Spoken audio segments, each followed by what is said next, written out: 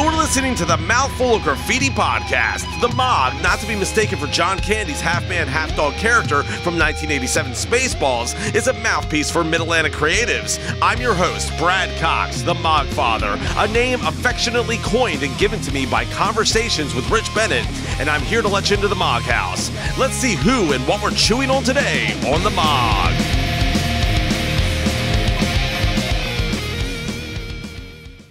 The Mog, podcasting from underground studios, aims to be an all-inclusive, all-things creative networking megaphone, and with the amount of talent we have in our own backyard, I don't know that we'll ever have a shortage of good content and rich stories to tell. Everyone has a story that's uniquely their own, and it's the Mog's mission to unearth it.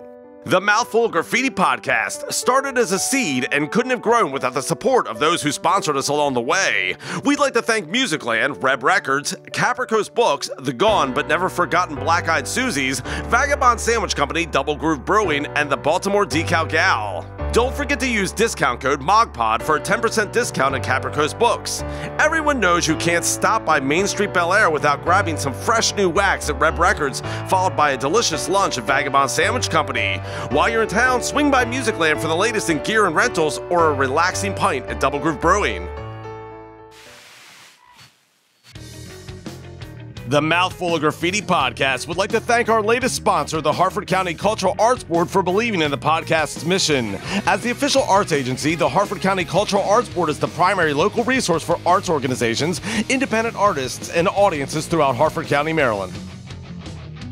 The Man in Black, a tribute to Johnny Cash, is returning to the Harford Community College on October 25th. Sean Parker's uncanny resemblance to the original Man in Black revitalizes the true character and spirit of Mr. Cash. Don't miss this spot-on tribute at the APG FCU Arena on October 25th. For tickets, visit harfordevents.com.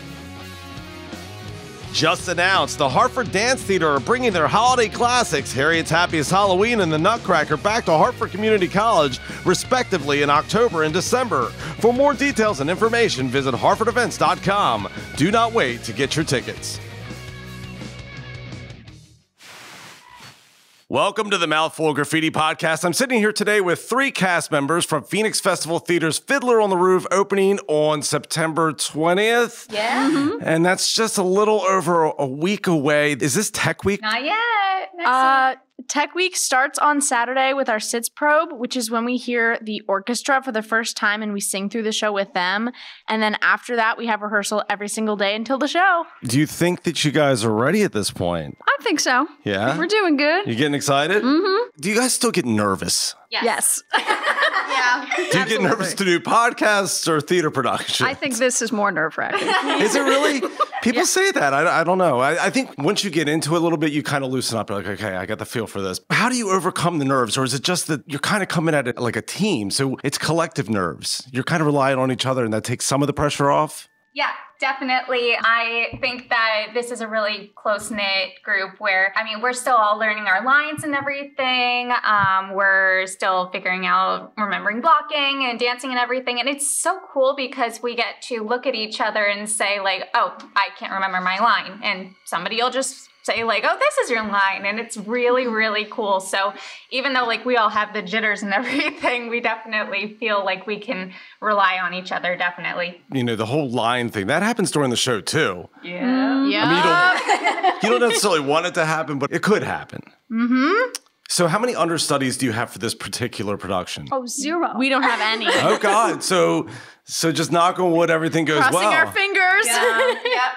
All right, Julia, for our listeners who know nothing about Fiddler on the Roof, give us the generalized story. I wasn't familiar with it, right? So I know it's about a dad who has 5 daughters, and 3 of them potentially, I think, want to maybe marry somebody outside of... You tell it. All right, so there's this really poor milkman named Tevye, and he's got 5 daughters in a community where they kind of value sons more. If I were a rich man. Exactly, that guy. exactly. Okay. Yeah. So the 3 oldest daughters, Zeidel, Hodel, and Hava, they sing a song about like kind of being scared to get married, but also like they're excited to find love because in this community, the matchmaker, she's an old lady, and she arranges the marriages. Oh. And the big thing in this story is that... That's intrusive. Yeah, exactly.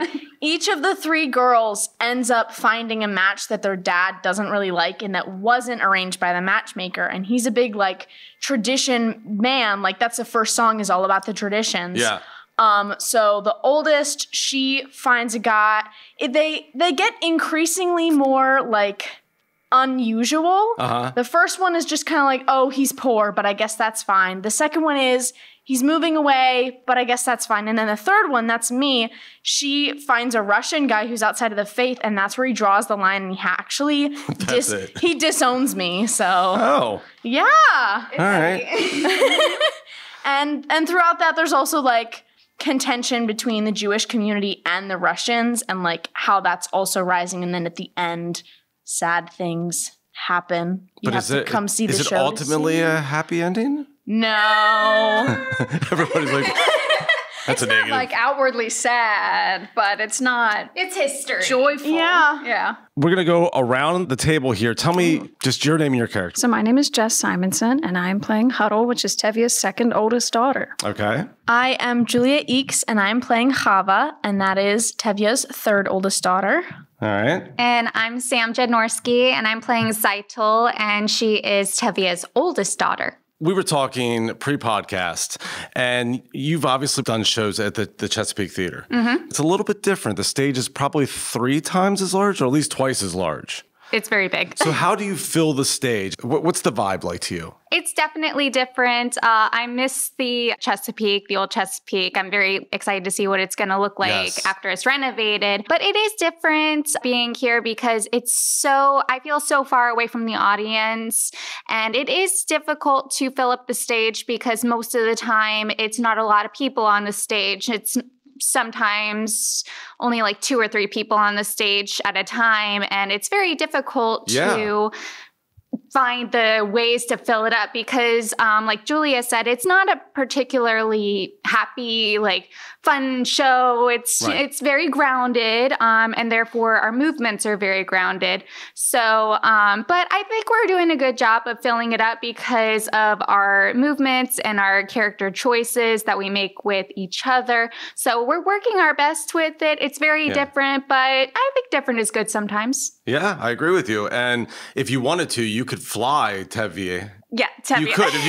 If you wanted to, you could fly him. We could. For people that are coming out to the show, let's go with you, Jess. What can they expect? Talk about the props, the lighting, the costumes. I mean, they didn't live lavishly, these people, so it's not big. We're talking 1905, right? Not big sparkly ball gowns or anything. They're in their normal day clothes. Because you were Belle, clothes. so you're used to the big gowns. I was. Yeah. That was a big gown. I have to apologize for my goldfish memory, but yes, it's all coming back to me. And I have nightmares about the gown, but that's okay. Like, did it rip or... No, it was just, you can ask Eric, it was like a 7-person process. You can ask Sam, she was there. Somebody's giving me water. Somebody's putting the first hoop skirt on, and then the second, and then the third, and then the shirt. And of course, it's too small. So Bev has to put like 5 extra buttons in it, whole ordeal. But, I mean, you're going to see a lot of excellent singing and dancing. We have a great music director. We have a great choreographer. Let's get some names out there so I can get them tagged. Rebecca Rossello's the music director, and then Carly... Surgeon. Yeah, Carly Surgeon's the choreographer. So let me ask you this question, Julia. Obviously, the show takes place in 1905. How do you relate in 2024 to a character that was around or is supposed to be in 1905? I relate to my character because I also have a dad who's a little bit overprotective. Okay. I had one of those too.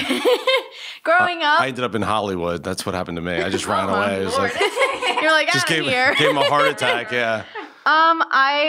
I love Chava because she's a bookworm and I also like to read, and she just she's right in the middle, and so she's kind of feeling older than the younger 2 who are kind of like on their own playing, and then she's kind of tagging along with the older 2, and I think it's really fun to find that kind of a balance of her trying to figure herself out in this community and also like watching her older sisters do that and then seeing what happens. Okay. Samantha.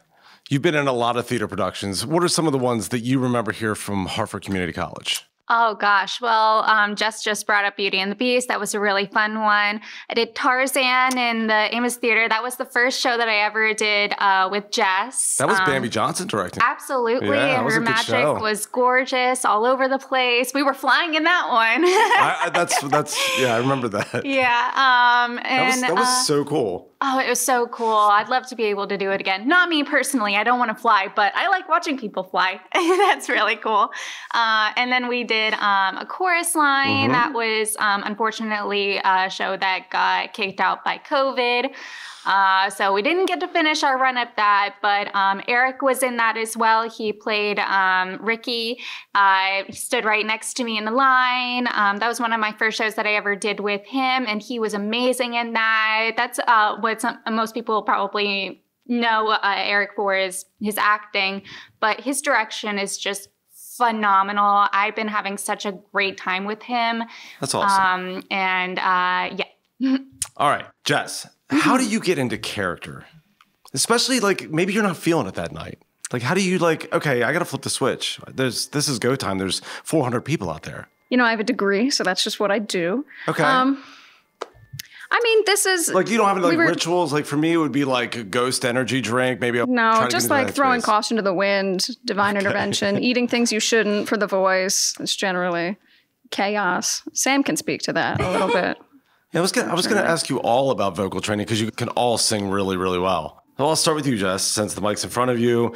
Did you take any professional training, or is this all just okay? I got a vocal performance degree from Cecil College. I graduated in 2018. Very cool. So I took vocal lessons as well, and I remember the guy telling me, he's like, "Do you know Kix, the band, the rock band?" Well, anyway, he talks like this. That's just the way he talks. But anyway, he was just like, "Brad, you can sing fine. You got no confidence." And that's what a lot of it is, right? Yeah. It's confidence. It's not necessarily you can't do it or can do it. No, that's been a big part for me, I think, over the last few years, too, is just finding my voice, right? Yeah. And, being confident and knowing that I can do it. And Beauty and the Beast, I think, changed a lot of that for me. Because I went in with spoon mentality. I was going to be spoon number 5. Okay. And then I was Belle. And I was like, oh, so I actually have to try hard. This is going to be crazy. But right. I was going to be the spatula. I know. I wanted to be the cheese grater and somebody be the cheese, but that's fine. You know what's funny about that is like watching everybody run across the street from Susquehanna. Yes, because there wasn't enough Because room. I remember there was like a show going on and I was like doing something in the arena and I didn't really put 2 and 2 together. I was like, what the hell's going on over there? I just see like a cheese grater going across the road. Like 3 butter knives and a spoon running across the parking lot. They've got somewhere to be. And it was to, come welcome Belle to the castle. Yeah.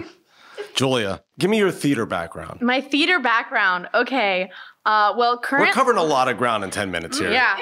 Currently, I'm studying at Towson University for TU. Yeah. TU, are you? Yeah. Alumni? Nice. Journalism major. Very cool. Yeah. I am getting my degree currently in a Bachelor of Science in Music with a minor in theater arts. I have studied with Courtney Callbacker and Dr. Min Jin as my voice teacher so far. I love the voice faculty. They're all awesome. My theater background, I did Stewartstown Summer Theater up in Pennsylvania. My mom used to live up there. Yeah. I did that for, I think, 7 or 8 years. I did a bunch of shows with them. That was awesome. I did shows. I went to North Harford High School, and so I did shows at the middle school and the high school. I did Phantom Tollbooth, Alice in Wonderland, Little Mermaid. I was Ariel. That was super cool. The Music Man, Our Town, and then Footloose was my senior show. And then I just found out yesterday that I'm going to be playing Claire in Ordinary Days at Towson University. Awesome.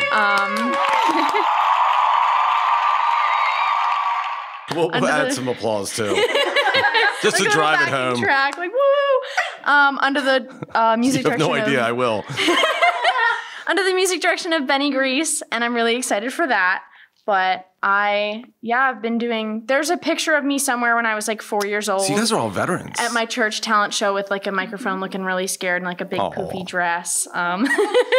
So favorite musical?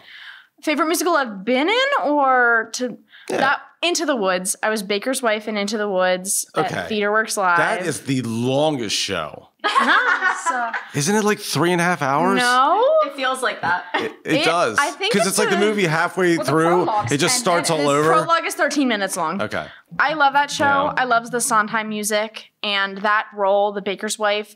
It's such a dynamic role because there's so many choices involved, and I love acting where I get to make choices for a character. Yeah. I just feel like more empowered and more in my shoes as an actress. So that was definitely the favorite one I've done so far. All right, Jess, favorite musical? Like of all time, probably Spring Awakening, which I've been blessed enough to do twice. But Samantha, it's coming to you. Cats. Cats, all right. Which I will was. add a cat sound effect right there. Yes, please do. I was Cassandra in another Bambi Johnson production in Tidewater's Cats, and that was like the most fun. Honestly, though, this one is following pretty close to being my favorite musical I've ever done. And it's cool because it's not one of the like more known ones, but yeah, that's awesome. So you dialed right into it. All right, so just a couple more questions and then we'll wrap. So Julia, what do you hope people take from this particular show? The hard question. Ooh. The love is Jeez. gonna kind of do what it wants to do. Yeah, I would say that's definitely one of them. That as much as you might want to like push it away, eventually love will like, if you find someone and you're really happy with them, then like that's kind of what matters. And if it's unconventional, then that's okay sometimes. I really have enjoyed getting to know this cast and ensemble, and I really hope that translates on stage. And especially during the wedding scene between Sam's characters, Idol and Model, there's like a bunch of points in the dance where everyone of like every age is all dancing together in a big circle. And I really just want the audience to see that we're just like having fun. That I'm not even really acting at that point. Yeah. I'm just like laughing with my friends. And I hope that they see that and they're like, this is just, even though it's in 1905, it's still like townspeople just having fun together. People just being people. Yep. All right, Jess, give us the details one more time. We open next week, Friday, September 20th. We have 4 shows over the weekend. So Friday at, is it 7? Yes. Okay, Is it Friday at 7. 7272? Yeah, 7272. I didn't mean to ruin it. So, yep, Friday at 7, Saturday at 2, and then 7, and Sunday at 2. All right. And they can get tickets where? HarfordEvents.com? That is true. It's almost like I know that. So get your tickets to HarfordEvents.com. What is the starting price on the tickets? I think 22. Is it 22? Plus some convenience fees. That's a fair price in 2024. Opens in 8 days. Does it give you like a little anxiety realizing it's like literally like 7 more sleeps? Only a little. I mean, Eric's doing a great job, and I know he'll make sure we're all prepared. Yeah. And all our practices are going very well. But it's crazy how quick they start and then they're over, especially the one weekend shows. Mm-hmm. You know, it feels like we've been doing this for so long. And then next Sunday, when did you guys start just be done. Like rehearsing and doing the casting and all that? Like how July. long? Oh, God. Yeah. That's a long time. Yeah, we auditioned in July, I think. So. Mm-hmm. Well, I wish you guys the absolute best show, and I hope it's just everything you want it to be. Thank you. Thank you. Yeah. Well, who do we have here? Mr. Eric Bray. That's right. So Eric Bray, I didn't have a lot of questions prepared, so we're just going to talk. So talk to me about Fiddler on the Roof. What can people expect from this show? Fiddler on the Roof, it's a classic. A lot of people have heard of it. A lot of people know it. A lot of people have deep connections to it. And we have not only brought in all the classic energy from it, but I think we've added a lot of new aspects that are going to tug at the heartstrings and find the extremes of the happiness of life and also the more serious aspects of what's going on. And so you're taking a story from 1905 and kind of representing it to 2024. How do you do that? Or is it just that the themes themselves will always resonate? Yeah, the themes definitely carry no matter. I mean, it really is timeless. The people are always going through things like this. Yes. It's a story about a milkman and his family. And there's a lot of other things going on that a lot of different people can relate to in different ways. Yeah. But it is definitely something that everybody can find a bit of themselves on the stage. Yeah. Is there a particular character that you resonate with? Like, is it Tevi or is it TV? Tevye, yeah. Tevye is the father. I don't know if I'm quite there yet. I mean, there's these 3 suitors and they're all hopeless romantics and they all have different pathways into finding love. Are these the husbands of the girls? Yes. Okay. Or to be. Well, yes. Yes, and that's where I see myself in the characters, because there's people who all have these different objectives and different goals in life, and they're coming from different backgrounds, and they're still fighting so hard to get to where they want to be. So what was it about this particular story that made you want to direct this show? Because I know you've done some smaller scale shows, but this is a big show for you. Personally, on stage, I've done a lot of modern things and I've done a lot of newer things, but this is something that I've heard of and I've seen so many different things about it. And I just wanted to, there's hundreds and hundreds of directors that have had their takes on it, and I wanted to add myself into that. Being a director, like, what has been the biggest challenge for you? Or what is something you learned that you realized, wow, I didn't realize that the director was doing all that? Yeah, well, like you said, I've directed some things before, some smaller scale things, but I've definitely been running around like a chicken with his head cut off all rehearsals. It's definitely kept me busier both during rehearsals and outside of rehearsals than I expected, but it's a challenge that I'm very happy to be taking on. You realize that I was just telling them, you got like 7 more sleeps until the show. Yeah, until the show we're getting there. So give everybody the details, just the time, location, all that kind of stuff. Yeah, so it's at the Amoss Theater at Harford Technical High School. It's running September 20th through September 22nd. There's 2 shows on the 21st, one at 2, one at 7. And then on Friday, it's 7 o'clock. And on Sunday, it's 2 p.m. Who's handling the lighting? Lighting is Sammy Youngworth, and he's also doing the set design for this. Okay. So, and who else do we want to give a shout out to? Tech crew? We have... You're like, where do I start? Yes, give me the playbill. A lot of hands on this project, and there's a lot of things getting done. We have our stagehands. We have Dave, who is our technical director, Bev Whaley, who is the producer. And she's awesome. Oh, yeah. She has been great to work with.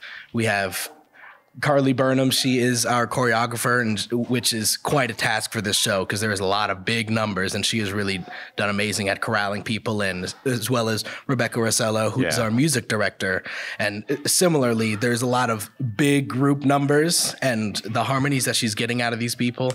And it's 2 sides of a coin, because on one hand, she has this monster task of bringing all the people together. On the other hand, we have this extremely talented cast, which makes something so easy for everybody. They've really carried this production themselves. Well, one thing I know about you, Eric, is whether you're in the performance or you're, in this case, directing the performance, you always do quality work. This is going to be a great show. Thank you. Yeah.